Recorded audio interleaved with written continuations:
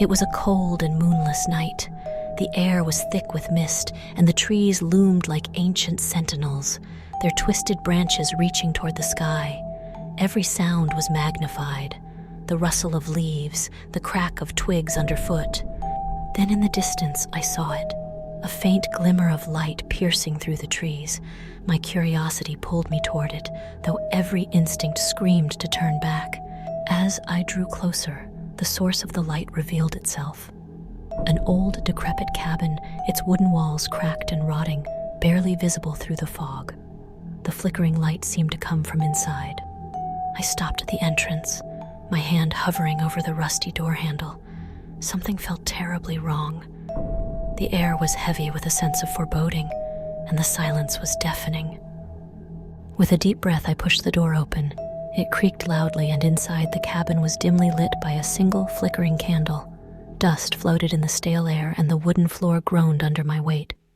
On an old wooden table, strange objects lay scattered: rusty keys, a pocket watch frozen in time, and a small, ornate mirror covered in grime. Each item seemed to whisper stories of the past.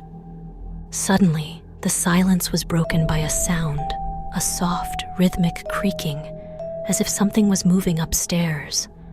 My heart raced as I turned toward the narrow staircase leading to the attic. With each step up the stairs, the wood creaked beneath me, and the air grew colder. I could feel something watching me from the darkness above. The attic was dark and empty, but the cold was bone-chilling. In the far corner, I saw something, a figure standing perfectly still in the shadows. Before I could react, the figure moved. It shifted with unnatural speed, disappearing into the shadows, leaving behind only the sound of something scraping against the walls.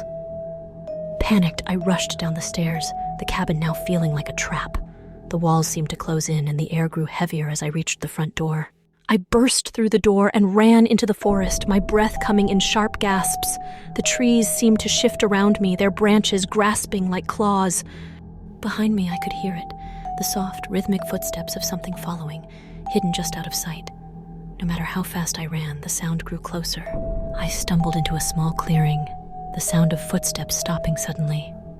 I turned around, my heart pounding, but the forest behind me was still, too still. Just when I thought I was safe, the figure reappeared.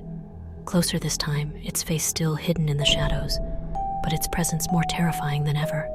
I closed my eyes and backed away slowly, and when I opened them again, the figure was gone, swallowed by the forest as if it had never been there.